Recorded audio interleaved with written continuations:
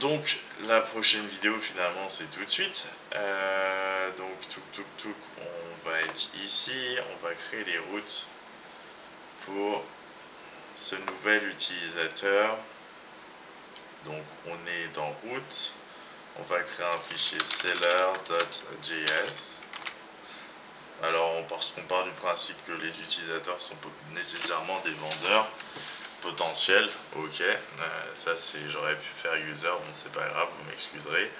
Ensuite comme d'habitude c'est donc une route, donc on a besoin d'express égale require express. Ensuite on va créer ou utiliser router express, donc express.router avec un R majuscule, sinon ça vous affiche une erreur.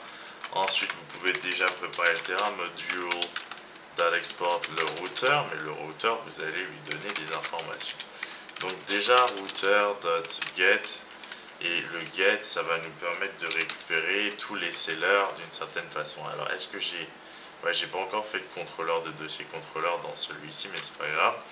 Donc pour l'instant rec-res toujours, et on va donc installer notre middleware de gestion de route ici. Donc qu'est-ce qui se passe? Et là on va aussi changer le app pour qu'il soit au courant que ça existe. CTRL C, CTRL V, sauf que c'est plus ça. Là on va mettre de nouvelles routes. Seller, celle qu'on est en train de créer, voilà, et on va mettre seller à la place, seller route, et devant en préfixe des routes ce sera seller cette fois-ci, seller d'ailleurs au pluriel. Donc ça c'est fait, donc on va revenir ici, et donc donc ça va nous permettre effectivement de récupérer tous les sellers. Donc nous on a besoin de notre modèle seller, mais effectivement rappelez-vous c'est depuis modèle. Hop.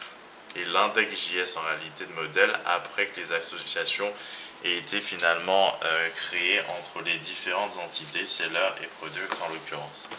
Donc là on est ici, nous on veut utiliser des petites choses de Sequelize, donc ça vous donne effectivement la façon d'écrire les choses si vous voulez peaufiner. Nous on récupère tout et c'est une fonction asynchrone. On fait un try catch parce qu'on n'est pas certain qu'il n'y ait pas un petit problème de serveur. Potentiellement try catch et on récupère l'erreur, et là on fait un console trace par exemple, trace de l'erreur, c'est fait. Vous pouvez remettre ça juste ici avec un petit await puisque c'est asynchrone. Donc vous récupérez effectivement tous les sellers, donc on peut appeler ça seller, comme ça vous stockez l'information dans une variable seller, et effectivement vous envoyez ensuite un status de 100 parce que tout s'est bien passé, et tous les sellers directement vers par exemple le navigateur pour ce qui nous concerne. Donc on va tester effectivement ça, et sinon voilà une erreur. Si effectivement il n'y a pas de seller, on peut effectivement, alors si il n'y a pas de seller, on peut peaufiner, on peut faire un return rest.status, ou en fait ce qu'on aurait pu faire, parce que là ça vous met sellers, hop, return rest status 404 JSON message no sellers found, tout simplement no sellers found. Voilà, et j'ai oublié, hop, curly brace. Donc ça c'est fait, on a géré, et sinon s'il y en a, et ben ça retourne une rest avec status de 100, donc on peut tout de suite tester, hein. Vous allez ici sur Insomnia par exemple, hop, vous allez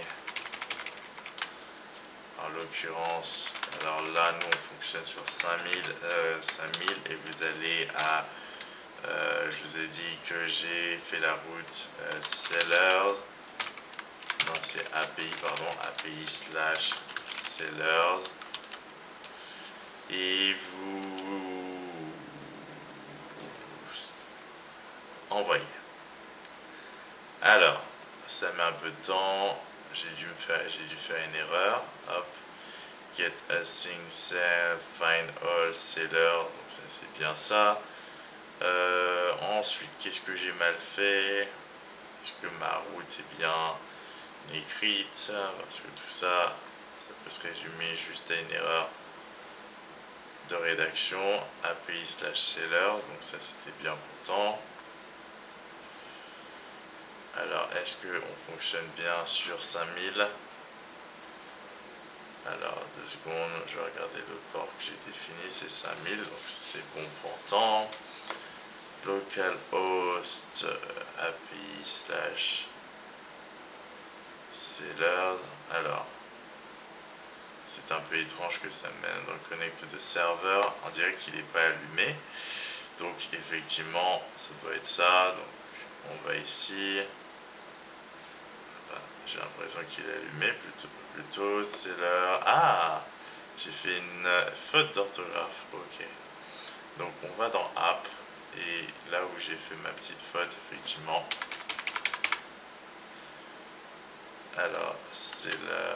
Alors, j'ai mal écrit ça aussi. App.use. Seller route. Non, je l'ai bien écrit ça. Seller route. Hop. Ok. C'est fait. Normalement, ça fonctionne. Et effectivement, ça nous a trouvé les différents sellers. Donc ça, c'est très bien. Donc ça veut dire qu'avec le navigateur, ça va fonctionner également. Qu'est-ce qu'on va pouvoir ajouter? La possibilité de se loguer. Donc pour l'instant, on va faire un log assez facile. C'est-à-dire qu'on va continuer dans notre petite route. Donc là, on était dans seller. Donc on a géré le cas du get. Ce qu'on peut faire maintenant, c'est gérer une autre route, router. Et maintenant, ça va être post. Cette fois-ci, ça va être login. Et on va aussi avoir un middleware de gestion de cette route-là.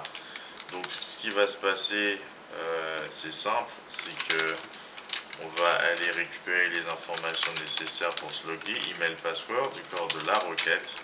Vous connaissez déjà. Donc, ensuite, if il n'y a pas d'email ou qu'il n'y a pas de password, ça sert à rien d'aller plus loin. On va faire un return rest avec un status de 400, simplement une bad request,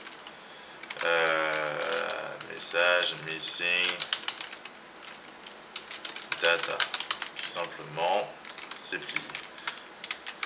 Donc ensuite, il veut se loguer, donc on va devoir vérifier si dans la base de données il existe bien cet email et que le password ensuite correspond. Donc on va essayer de chercher un seller, donc seller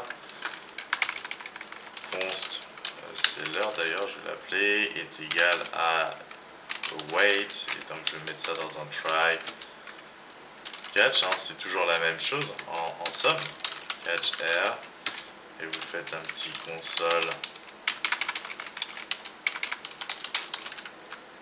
trace R, tout simplement, et là donc vous mettez ça dans le catch, et là await seller find one, et vous allez effectivement entrer un objet à l'intérieur where tout simplement email est égal à email, email est égal à email.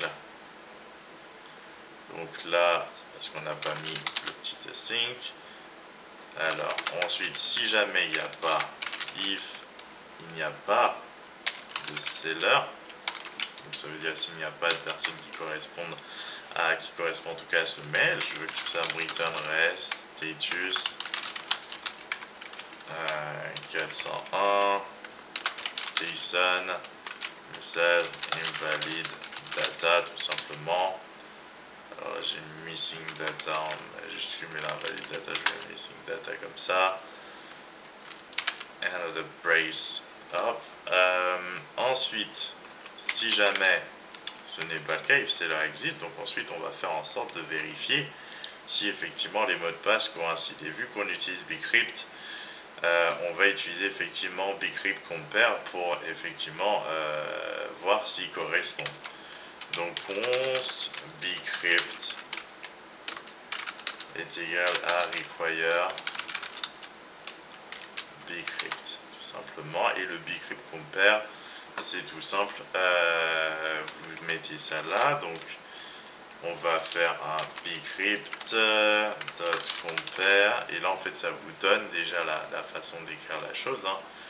Donc on va continuer, hop, donc là on va data encrypted, donc on va mettre, alors j'essaie de voir un exemple pour vous, le plain password et avec la version H, et s'ils correspondent, eh bien c'est bon. Donc on va utiliser de l'asynchrone en l'occurrence pour gérer cette situation. Hop, ou pas d'ailleurs, apparemment il n'a pas utilisé cette version asynchrone, bon c'est pas grave. Donc la version plain, donc ce sera password, et on va comparer avec seller password tout simplement. Donc ça c'est fait. Alors on regarde si c'est de l'asynchrone, c'est de l'asynchrone. Donc then, et là c'est le résultat finalement, val, if val, ou plutôt if pas val, si c'est faux, on va return rest, et on va remettre la même chose, rest.status 401 JSON invalid data, on va pas mettre trop d'informations. Sinon, effectivement, et bien là c'est parfait, return rest.status 200 JSON message. Non, même pas de message, on va juste retourner l'utilisateur, en l'occurrence c'est là, et le tour est joué. Donc comme ça, alors on peut mettre effectivement, vu que c'est de l'asynchrone, on peut mettre un petit await bcrypt, donc comme ça c'est fait. On va tester ça tout de suite. Alors hop, on diminue le login pour voir si ça fonctionne, notre log. Donc, on n'utilise pas encore de token, ce sera pour une prochaine vidéo à mon sens. Alors, on va tester ça. Alors déjà, qui existe? Alors, Cedar, tous, ils ont Caroline at. Et lui, il s'appelle... Waouh. On va prendre le plus tranquille, les 6 Swift, Annika Efforts. On va prendre ça. Copie. Post, login.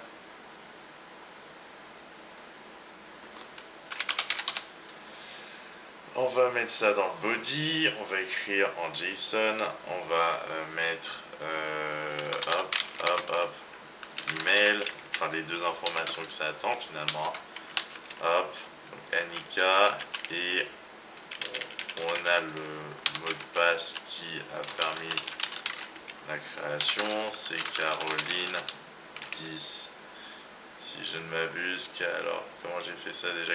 10 Caroline, point d'exclamation, ok, 10 Caroline et point d'exclamation. Donc normalement on a toutes les informations, la comparaison va être bonne et ça va nous retourner quelque chose. Alors 404 not found API login, bah oui je me suis trompé parce que en fait c'est sellers. Hop. Et effectivement ça nous retourne l'utilisateur puisque ça vérifie si les informations coïncidaient, elles coïncident, et donc on a toutes les informations sur le seller, c'est ce qu'on souhaitait. On peut tout de suite voir ce qui se passe si l'information n'est pas bonne, on va changer le mot de passe et là on va voir invalide data tout simplement parce que le checking des mots de passe avec bcrypt n'aura pas fonctionné.